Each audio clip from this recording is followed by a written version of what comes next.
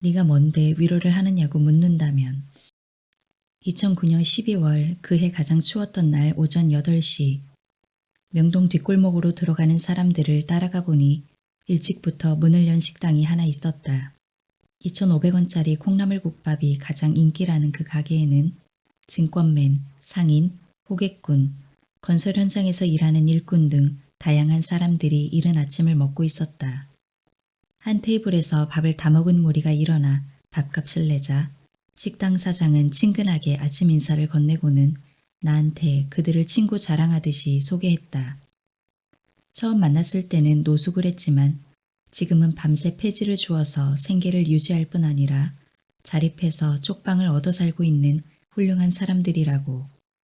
사실 그들이 처음 식당에 왔을 때는 술 냄새와 악취가 심해서 다른 손님들이 싫어했단다. 그래도 배고파서 온 사람들을 그냥 내치기가 뭐해 다른 손님들이 불평해도 받다 보니 어느새 단골이 되었다고 했다. 나중에 친해지고 난 후 안타까운 마음에 그들에게 저금을 좀 하라고 잔소리를 하게 되었는데 자기들은 통장을 만들 자격이 안 된다고 했다. 그러자 식당 사장은 그들에게 한 가지 제안을 했다. 나를 믿는다면 내가 통장을 만들어 줄 테니 하루에 10,000원이라도 저금을 해라. 다음 날부터 그들은 10,000원이고 5,000원이고 돈이 생기는 대로 가져왔고 그는 통장을 만들어 그 돈을 고스란히 넣어두었다. 그중 한 사람은 4개월쯤 지나자 모인 돈이 300만 원 가까이 되었고 결국 그 돈으로 쪽방을 얻게 되었다. 매일 집도 절도 없이 떠돌아다니다 쫓겨날 걱정을 하지 않아도 되는 방이 하나 생긴 것이다. 그는 너무 기뻐 어쩔 줄을 몰라 했고 사장은 마치 제 일처럼 축하해 주었다. 쪽방에 들어가던 날 둘은 노래방에 가서 신나게 노래도 불렀다고 한다. 물론 남을 위해 통장을 만들고 거기에 꼬박꼬박 돈을 입금하는 것이 쉬운 일은 아니었다. 하지만 사장은 그들이 처음부터 남 같지 않았다고 했다. 자신도 IMF 때 사업을 하다 망해서 방황을 한 적이 있었기 때문이다. 사업에 실패해 일도 손에서 놓고 아들은 시골집에 맡겨놨는데 어느 날 아들이 실종됐다는 경찰의 연락을 받게 되었다. 깜짝 놀라 달려가 보니 아들이 교통사고를 당해 응급실에 누워 있었다. 피투성이인 채로 의식을 잃은 아들은 사고가 난 지 17일이 지난 다음에야 의식을 되찾았는데 몸에 바늘 쓰지 못했다. 아들이 원래의 상태로 돌아온 건 그로부터 3개월이 지난 다음이었다. 그동안은 살아도 사는 게 아니었다. 아들이 반신불수가 되는 건 아닌지 걱정되어 뜬 눈으로 밤을 지새우기 일쑤였다. 사업 망한 게 뭐라고. 까짓것 다시 일어서면 될걸. 자신 때문에 멀쩡한 아들이 안 당해도 될 사고를 당한 것 같아 미칠 것만 같았다. 그 과정을 겪으며 그는 아들만 살릴 수 있다면 뭐든 하겠다고 기도했다. 내가 정신을 차리고 다시 일을 해야지 이 가족들을 지킬 수 있겠구나 싶어서 다시 마음을 다잡게 된 것이다. 오히려 그때 사고가 나지 않았더라면 자신이 어떤 삶을 살고 있을지 모르겠다는 그는 나에게 아침 안 먹었으면 콩나물국밥 한 그릇 먹고 가라고 했다. 다른 식당들은 아직 문도 열지 않은 이른 아침 배고픈 사람들을 먹여보겠다고 정성스럽게 콩나물국밥을 만드는 사장. 다른 식당의 반도 안 되는 가격에 또 한 번 놀랐다. 그렇게 진심으로 지은 밥을 먹으며 나는 라이너 마리아 릴케가 쓴 젊은 시인에게 보내는 편지의 한 구절을 떠올렸다. 당신을 위로하는 사람이라고 해서 그 위로하는 좋은 말들처럼 평탄한 인생을 살고 있다고 생각하지 마라. 그의 인생 역시 어려움과 슬픔으로 가득 차 있을 것이다. 당신의 인생보다 훨씬 더 뒤처져 있을 것이다. 그렇지 않다면 그 좋은 말들을 찾아낼 수조차 없었을 것이다. 노숙자의 마음을 이해하기에 기꺼이 통장을 만들어 주었던 사장님은 오늘도 어김없이 콩나물국밥을 부지런히 만든다. 그리고 누군가는 그 국밥을 먹고 오늘을 살아갈 힘을 낸다. 고마워하는 마음 하나로도 충분하다. 114 전화번호 안내 서비스. 예전에는 전화번호와 함께 사람들에게 없어서는 안 될 서비스였다. 전화번호를 모르는 곳이 있으면 무조건 114에 물어봐야만 했다. 하지만 요즘에는 스마트폰으로 상호만 검색해도 전화번호를 알 수 있기 때문에 사람들은 114 서비스를 별로 이용하지 않는다. 그러자 114 서비스는 휴대폰 사용이 어려운 사람들을 위해 특화된 서비스를 하기 시작했다. 지도 안내, 유명 맛집 안내, 가게 검색 등 노인들이나 장애인들이 궁금해하는 것을 안내해주는 방향으로 서비스를 전환한 것이다. 어느 날 한 상담사는 말을 심하게 더듬는 고객으로부터 전화를 받았다. 무슨 말인지 알아들을 수 없어 난처했지만 상담사는 일단 고객을 안심시키고는 한 글자 한 글자 천천히 발음해달라고 부탁했다. 고객은 한 글자씩 띄엄띄엄 마스크 파는 곳이라고 말했고 노력 끝에 상담사는 마스크 파는 곳을 안내할 수 있었다. 그런데 고객이 갑자기 전화기를 붙들고 울음을 터뜨렸다. 자신이 말을 심하게 더듬기 때문에 안내를 못 받을 수도 있다고 생각했는데 이렇게 친절하게 안내해줘서 고맙다는 것이었다. 한 번은 나이 든 고객이 전화를 걸어 보일러 기름 넣는 방법을 알려달라고 했다. 강원도 폭설로 고립이 되었는데 기름 넣는 방법을 몰라 전화를 했다는 것이다. 상담사는 얼른 알려주겠다며 고객을 안심시킨 다음 인터넷으로 보일러 기름 넣는 법을 알아내 천천히 안내했다. 고객은 너무 고맙다고, 오늘 밤엔 따뜻하게 잘 수 있을 것 같다고, 앞으로 평생 114를 이용하겠다고 약속했다. 그러자 상담사는 저희가 오히려 고맙다고, 잊지 않고 찾아줘서 고맙다고 했다. 휴대폰으로 검색이 안 되는 게 없다 보니 자연스럽게 114를 이용하는 고객도 현저히 줄었다. 하지만 그럼에도 어떤 사람들에게는 114가 없어서는 안 될 너무나 고마운 존재다. 그렇게 사라져가는 직업을 가진 이와 누군가의 도움 없이는 살 수 없는 이가 서로를 돕고 있다. 서로를 고마워하면서 말이다. 작년 겨울 TVN 어쩌다 사장2라는 방송 프로그램 촬영을 위해 나주 공산마트의 3일을 기록하게 되었다. 공산마트는 24시간 연중 무휴로 운영하는 할인마트이다. 시골 동네다 보니 대형마트와 경쟁에서 살아남을 수 있을까 걱정이 많았지만 사장은 뚝심 있게 밀어붙였다. 품목을 다양화해서 단 한 명의 손님이라도 필요로 하는 물건이라면 어떻게든 갖다 놓으려고 했었고 슈퍼마켓 협동조합과 도매상 등 가격이 저렴한 루트를 뚫어서 이틀에 한 번씩 방문해 재고량을 줄이고 물건을 값싸게 들여오는 데 힘썼다. 그래서 공산마트에는 없는 게 없다는 말이 나올 정도로 물건이 다양했다. 버스표도 팔고 옷도 팔고 변기 용품도 팔고 애들 장난감도 팔았다. 그러나 무엇보다 그가 신경 쓰는 것은 손님들에 대한 배려였다.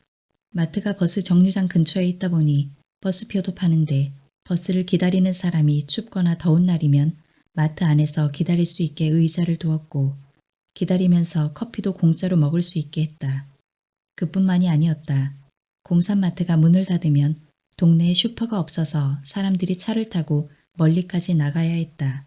그래서 그는 공산마트를 열고 하루도 쉬지 못했다. 덕분에 아이들 셋을 낳고 키우면서 21년 동안 가족여행 한번 가보지 못했지만 그래도 괜찮다고 했다. 그런 그가 자신이 한 최고의 선택이라고 꼽은 것은 바로 마트 안에 정육점을 유치한 것이다. 마트 안 정육점을 운영하는 또 다른 사장 내외는 공산면 출신이 아니다. 충청도 공주에서 살다가 남편이 해고를 당하면서 단돈 30만 원을 들고 쫓기듯 공산면으로 왔다. 이후 정육점 사장은 새벽 4시에 일어나 도축장에서 일하고 아르바이트까지 하며 생계를 꾸려갔다. 하지만 아이가 폐렴으로 아픈데도 돈 3천 원이 없어서 병원을 못 갈 정도로 가난했다. 그는 말했다. 당시 면사무소에는 어려운 사람들을 위한 쌀 나눔통이 있었는데 그 앞까지 가서는 차마 퍼올 수가 없었다. 나 자신한테 화가 나고 왜 이렇게밖에 못 살지라는 생각이 들었다. 그런 시기에 마트 사장님이 정육점을 하지 않겠냐는 제안을 주신 거다. 얼마나 고마웠는지 모른다. 하지만 모아놓은 자본금이 없어서 선뜻 그 제안을 받아들일 수가 없었다. 고민하던 정육점 내외는 장인 장모를 찾아가 사정했다. 장인 장모는 가진 게 없으니 줄 건 이거밖에 없다며 갖고 있던 모든 폐물을 꺼냈다. 그렇게 우여곡절 끝에 마트 안에 정육점을 시작하게 되었는데 워낙 솜씨가 좋다 보니 소문이 나기 시작했다. 이제는 집도 생기고 축사도 생겼으며 마트 옆에 아들에게 따로 가게를 내줄 만큼 돈도 벌었다. 정육점 사장은 내내 마트 사장에게 고마움을 표했다. 처음에 자신의 어려운 형편을 듣고 마트 사장이 무상으로 냉장고를 제공해줬고 가게세도 지금까지 한 번도 올리지 않고 있다고 했다. 하지만 마트 사장은 고개를 가로저으며 정육점이 들어오고 나서 마트도 덩달아 매출이 올라 오히려 덕을 보고 있다고 말했다. 서로의 존재가 너무나 고맙고 든든하다는 마트 사장과 정육점 사장을 보면서 저렇게 감사할 줄 아는 마음이 그들에게 더 나은 삶을 선물한 게 아닐까 생각했다. 코로나 팬데믹은 사람들의 만남을 가로막았고 어느덧 우리는 단절에 익숙해졌다. 하지만 여전히 우리 곁에는 타인에게 도움이 되길 바라고 서로의 존재를 고마워하며 사는 사람들이 있다. 그리고 그들을 보고 있으면 나는 역시 희망은 사람에게 있다고 느낀다. 돕고 산다는 것, 그것은 누군가의 일방적인 희생이나 양보가 필요한 일일 수도 있지만 진심으로 서로의 존재를 고마워한다면 그것만으로도 충분할 수 있다. 별것 아닌 것 같지만 도움이 되는 레이먼드 카버의 단편 소설 중 별것 아닌 것 같지만 도움이 되는을 참 좋아한다. 한 젊은 부부가 있다. 사랑하는 아들의 생일날 아침, 엄마는 빵집에 생일 케이크를 주문한다. 그러나 아이는 교통사고를 당하고 혼수 상태에 빠진다. 모든 게 갑자기 송두리째 무너진 부부는 의사와 간호사에게 어떤 긍정의 말이라도 듣기를 바라지만 그들은 곧 괜찮아질 거예요 라는 형식적인 말을 건넬 뿐이다. 이 사실을 알리 없는 빵집 주인은 주문해놓고 케이크를 찾으러 오지 않는 부부에게 계속해서 전화를 한다. 하지만 아이 엄마는 혼수 상태에 빠진 아이 걱정에 케이크를 주문한 사실조차 잊어버린다. 결국 아이는 죽고 만다. 부부가 슬피 울며 서로를 위로하고 있는데 또다시 빵집에서 전화가 걸려온다. 참을 수 없는 분노를 느낀 부부는 빵집으로 향한다. 깊은 밤 불이 켜져 있는 빵집에선 주인이 바쁘게 빵을 만들고 있었다. 부부는 빵집 문을 두드리며 그 애는 죽었다고 이 못된 놈아 라고 말하며 울음을 터뜨린다. 빵집 주인은 앞치마를 벗고 더듬더듬 위로를 건넨다. 뭐라고 말해야 할지 모르겠지만 진심으로 미안하다고. 여태껏 혼자 외롭게 빵만 구우며 살아와서 당신들이 지금 얼마나 상심이 큰지 알 수 없지만 여기 빵과 커피가 있으니 그걸 먹고 기운을 차려보라고. 그러고는 부부를 탁자에 앉게 하고 갓 구운 빵을 건넨다. 내가 만든 따뜻한 롤빵을 좀 드시지요. 이럴 땐 뭘 좀 먹는 게 별것 아닌 것 같지만 도움이 될 거예요. 하루 종일 배고픈 줄도 몰랐던 부부는 그제야 허기를 느껴 롤빵을 한 입 가득 베어문다. 롤빵은 따뜻하고 달콤하다. 빵집 주인은 그들이 빵을 먹는 걸 지켜보며 힘들게 살아온 자신의 이야기를 들려준다. 빵집 주인이 빵을 건네는 것은 그의 말처럼 별것 아닐 수 있다. 하지만 하루아침에 아들을 잃고 깊은 슬픔에 빠진 부부는 그가 건넨 빵을 먹고 그가 들려준 이야기를 들으며 잠시나마 슬픔을 가라앉힌다. 나의 인생에도 그런 순간이 있었다.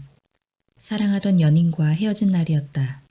이별의 아픔은 아무리 반복해도 익숙해지지 않았다. 혼자 해결해야 할 감정이라는 걸 잘 알고 있지만 그날은 너무 슬퍼서 견딜 수가 없었다. 그때 왜 나는 그 사람이 떠올랐을까? 심야 식당처럼 소박하게 음식과 술을 내어주는, 그래서 가끔씩 들르는 가게 사장에게 전화를 걸었다. 영업시간 전인데 다행히 사장이 전화를 받았다. 무슨 일이세요?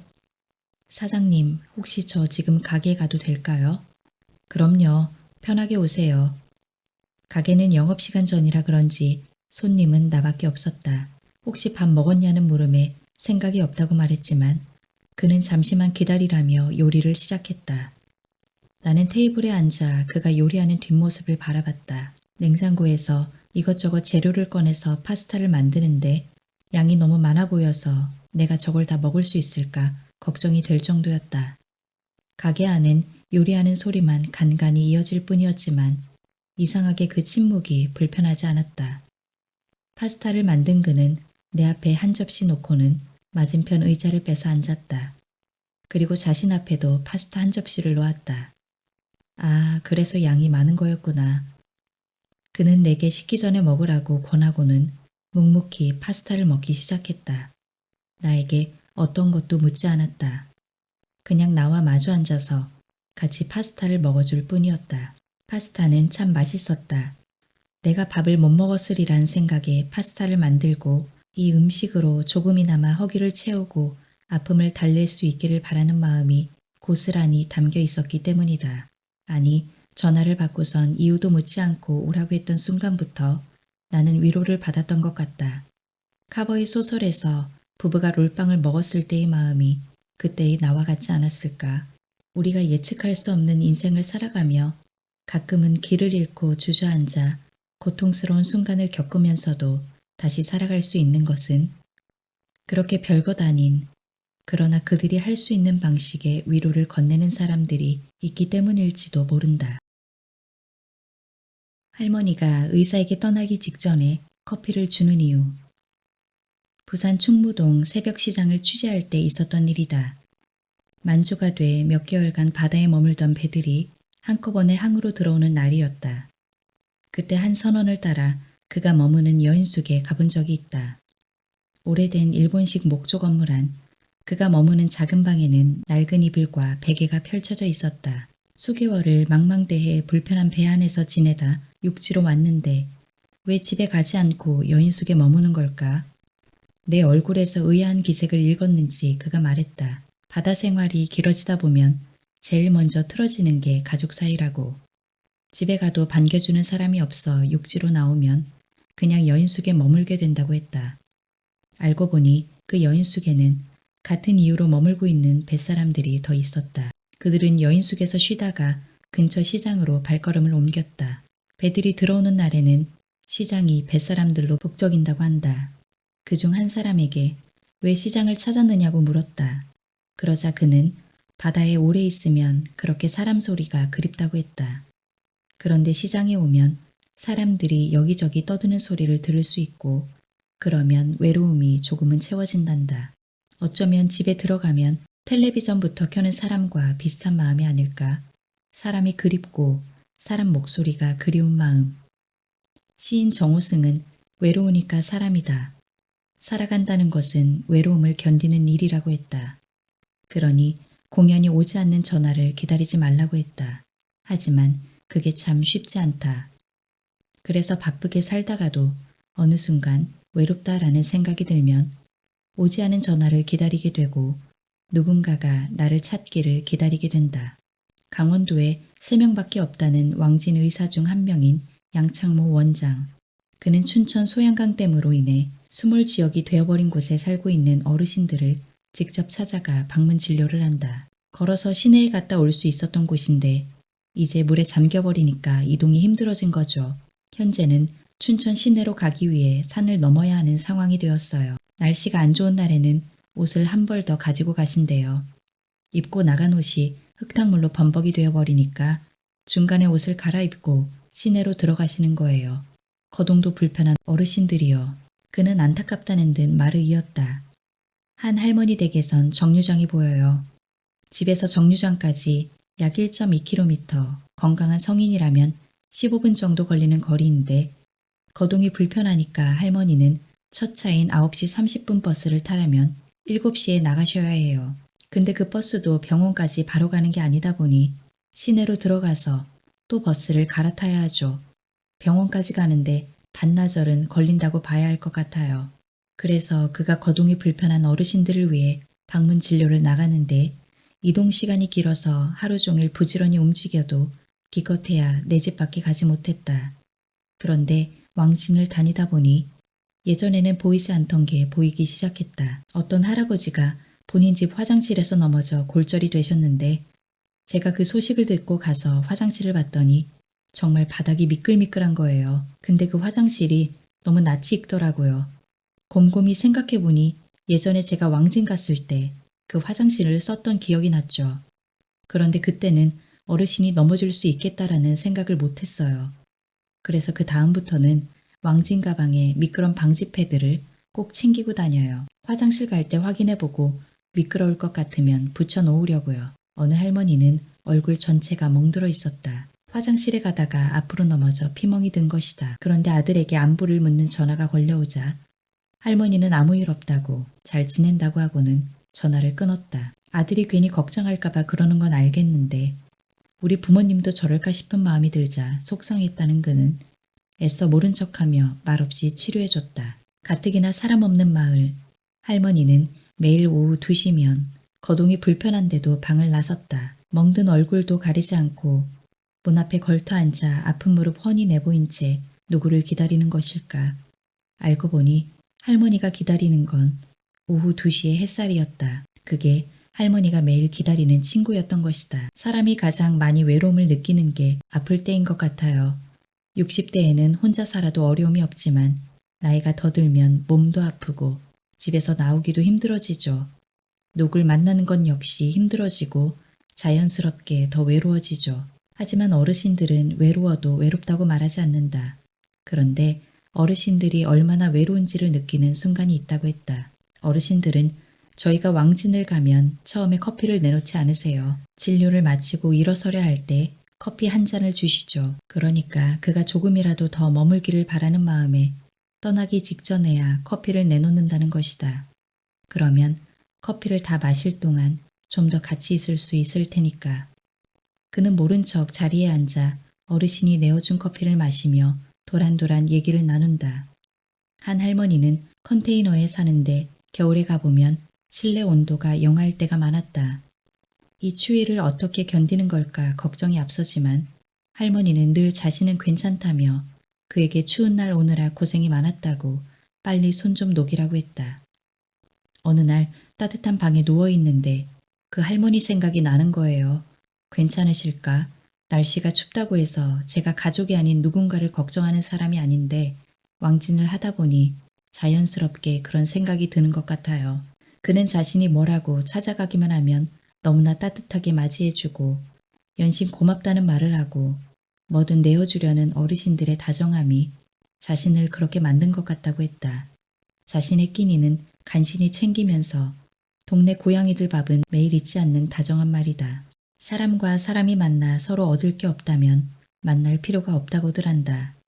그런데 어쩌면 우리가 마음속으로 기대하는 건 도리어 아무런 목적 없는 만남이 아닐까. 외롭고 쓸쓸하다는 생각이 드는 날, 뭐하니? 술 한잔 할래? 라는 편한 친구의 문자가 그래서 참 반갑다. 일의 기쁨과 슬픔에 대하여. 회사에서 울어본 적 있어? 오랜만에 만난 친구가 그랬다. 누군가 회사에서 울어본 적 있냐고 묻는데 그 얘기를 듣는 순간 그냥 눈물이 쏟아지더라고. 그러면서 나지막이 말했다. 아무리 억울해도 그게 회사에서 월급을 받는 대가려니 생각하며 참아왔는데 그동안 알게 모르게 쌓인 게 많았나 봐. 눈물이 안 멈추더라고. 나도 놀랐다니까. 나는 회사를 다녀본 적이 없다. 9시까지 출근하기 위해 매일 지옥철을 탄 적이 없고 출퇴근 카드를 찍어본 적도 없다. 하지만 나 역시 지난 15년 동안 부지런히 일을 해왔다. 프리랜서다 보니 자유로웠지만 대신 언제 일이 끊길지 모른다는 불안감을 안고 살아야 했다. PD가 바뀌거나 방송에 문제가 생겨 시청자들로부터 항의가 들어올 때마다 가슴이 덜컥 내려앉았고 이러다 프로그램이 없어지면 어쩌나 전전긍긍하기도 했다. 그 과정에서 몇 번인가 울었던 것 같다. 그냥 다 놔버리고 도망가고 싶다는 생각을 하기도 했다. 그럴 때마다 늘 궁금했다. 도대체 3, 40년 넘게 일해온 어른들은 어떻게 그 순간들을 버텨왔는지, 그럴 때마다 무슨 생각을 했는지 말이다. 그래서 시장에서, 길거리에서, 노점에서, 건설 현장에서 만난 어른들에게 부지런히 물었다. 힘들지 않느냐고, 괜찮냐고, 도망가고 싶었던 때는 없었냐고. 다음은 그런 질문들을 했을 때 인상적인 대답을 했던 사람들의 이야기다. 40년 넘게 세운 상가를 지키고 있는 온열기 가게사장. 2,000원 들고 상경에 기술을 배워보겠다고 들어온 세운 상가. 군기 잡는 선배들 탓에 늘 상처를 달고 살았던 시절. 밤마다 가게 안 바닥에 자리 깔고 누워 갈라진 상처 위에 발랐던 안티프라민 연고. 아직도 서랍 속에 간직하고 있다. 지금도 가끔 사는 게 버거울 때면 그 연고를 꺼내 냄새를 맡곤 한다고. 이게 내 고생의 냄새야. 이 냄새를 맡으면 지금 이쯤이야 라고 생각하게 된다니까.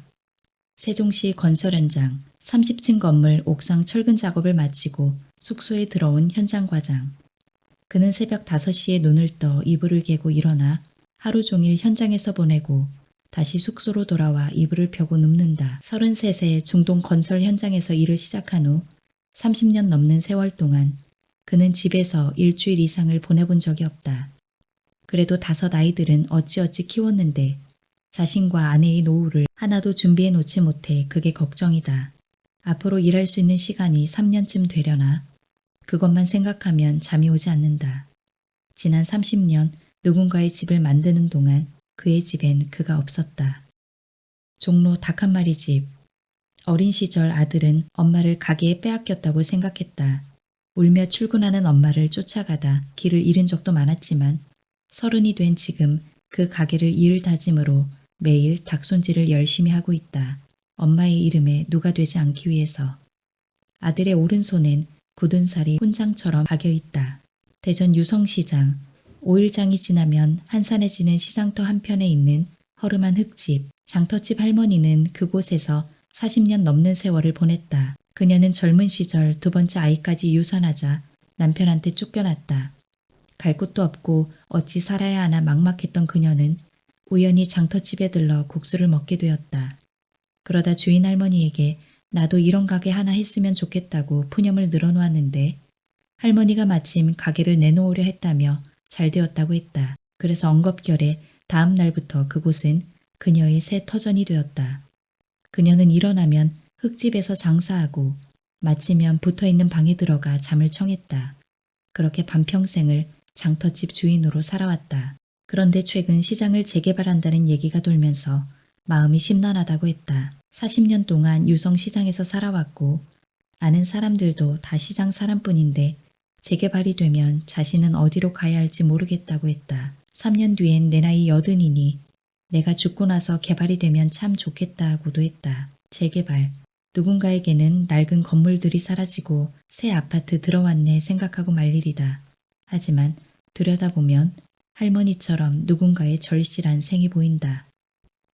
부평 깡통시장 앞 노점에 재봉틀 하나 놓고 수선일을 하는 할머니. 갑자기 남편이 죽고 난 뒤 아들 둘 데리고 부산에 내려와 외삼촌 가게 앞에 재봉틀 놓을 공간만 내달라 애원해 자리 한 게 36년 전.